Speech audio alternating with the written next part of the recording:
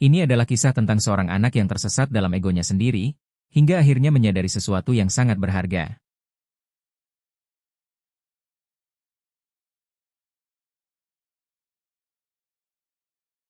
Doni adalah seorang pemuda berusia 17 tahun yang tinggal di sebuah kota kecil bersama kedua orang tuanya, Pak Joko dan Bu Siti. Kehidupan mereka sederhana, bahkan bisa dibilang kurang mampu. Ayahnya bekerja sebagai tukang bangunan yang sering pulang larut malam dengan tubuh penuh debu dan keringat. Sementara ibunya, seorang pedagang kecil di pasar yang berjualan sayur, selalu berusaha menutupi kekurangan mereka dengan senyuman. Walaupun hidup mereka tidak kaya, Pak Joko dan Bu Siti selalu memberikan yang terbaik untuk Doni. Sejak kecil, Doni adalah anak yang penuh semangat. Ia cerdas dan selalu memiliki impian besar. Namun, segalanya mulai berubah ketika ia beranjak remaja. Sekolah menengah atas memberikan kesempatan baginya untuk bertemu dengan teman-teman baru dari keluarga-keluarga kaya. Mereka mengenalkan Doni pada dunia yang sama sekali berbeda dengan yang ia jalani di rumah. Dunia yang penuh dengan kemewahan, gadget terbaru, dan gaya hidup modern. Doni merasa terpesona. Ia mulai merasa bahwa keluarganya yang sederhana, bahkan bisa dibilang miskin, sangat memalukan. Ia tidak mau lagi terlihat dengan orang tuanya di sekolah, merasa canggung ketika teman-temannya membicarakan liburan ke luar negeri atau membeli barang-barang mewah.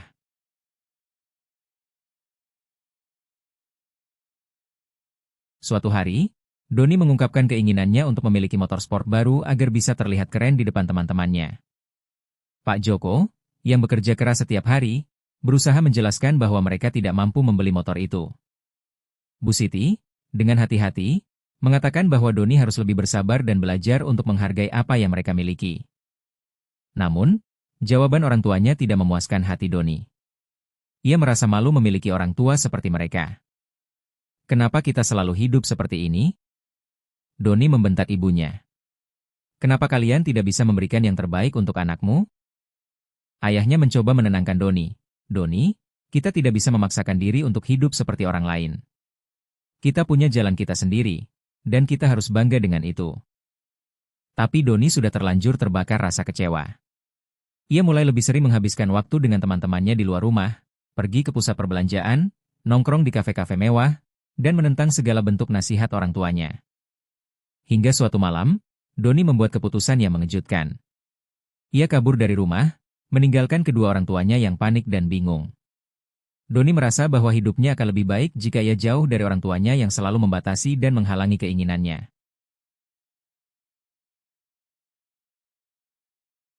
Doni pindah ke rumah temannya, Arman, yang berasal dari keluarga kaya. Awalnya, semuanya tampak menyenangkan.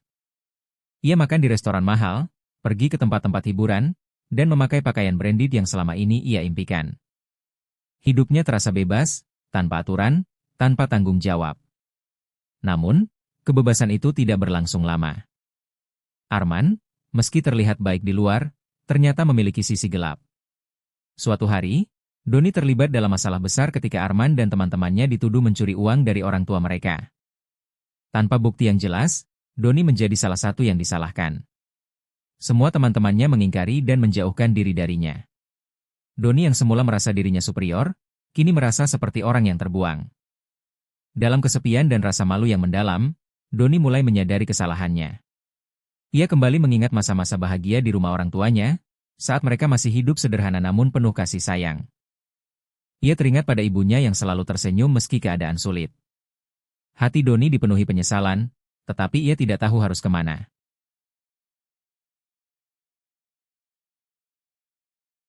Doni akhirnya memutuskan untuk pulang, meskipun rasa malu dan penyesalan terus menggerogoti hatinya. Setelah beberapa hari mencari pekerjaan dan tidak mendapat hasil yang baik, ia pulang ke rumah orang tuanya. Namun, apa yang ia temui sangat berbeda dengan yang ia bayangkan. Rumah yang dulu penuh canda tawa kini terasa sepi. Ayahnya sedang bekerja, namun ibunya terbaring sakit di tempat tidur. Wajahnya yang pucat dan tubuhnya yang lemah membuat Doni terkejut. Ia tahu, ibunya pasti sangat merindukannya, namun merasa begitu hancur karena telah mengabaikan mereka selama ini. Ibu.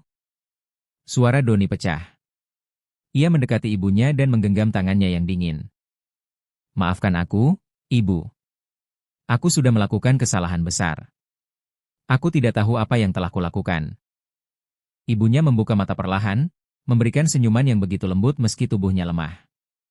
Nak, ibu selalu memaafkanmu. Ibu hanya ingin kamu kembali. Ibu tidak peduli dengan semua itu. Ibu hanya ingin kamu bahagia. Doni menangis terseduh-seduh. Ia merasa seperti dunia runtuh di hadapannya. Betapa dia sudah menyakiti hati orang tuanya yang begitu mencintainya, bahkan tanpa syarat. Ia menyadari bahwa kesuksesan sejati bukanlah diukur dari apa yang kita miliki, tetapi dari hubungan yang kita bangun dengan orang-orang yang kita cintai. Sayangnya, penyesalan datang terlambat. Pada malam itu, Ibu Doni menghembuskan napas terakhirnya dengan damai. Ia pergi meninggalkan dunia ini, membawa dengan dirinya seluruh cinta yang tidak pernah terbalas.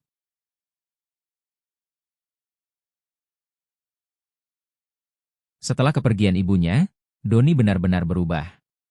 Ia kembali ke sekolah, tidak lagi sebagai remaja yang egois dan sombong, tetapi sebagai seseorang yang belajar untuk menghargai apa yang dimiliki. Ia mulai bekerja keras, meskipun kehilangan ibunya adalah pukulan yang sangat berat. Doni belajar untuk menghargai orang-orang di sekitarnya, terutama orang tuanya. Ia mulai menyadari bahwa kebahagiaan sejati tidak datang dari harta atau kemewahan, tetapi dari kasih sayang yang tulus dan hubungan yang baik dengan orang lain. Doni sering menceritakan kisah hidupnya kepada teman-temannya, agar mereka tidak membuat kesalahan yang sama. Ia ingin mereka tahu bahwa terkadang, kita harus kehilangan sesuatu yang paling berharga agar bisa menghargai apa yang kita miliki.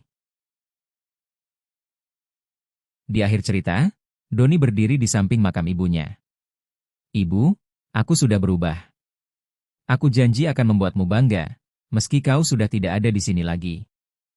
Dan dengan itu, Doni mulai perjalanan hidup barunya, penuh dengan pembelajaran dan tekad untuk tidak lagi mengulangi kesalahan yang sama. Jangan tunggu sampai kehilangan untuk menyadari betapa berharganya orang tua kita. Hargailah mereka selagi masih ada.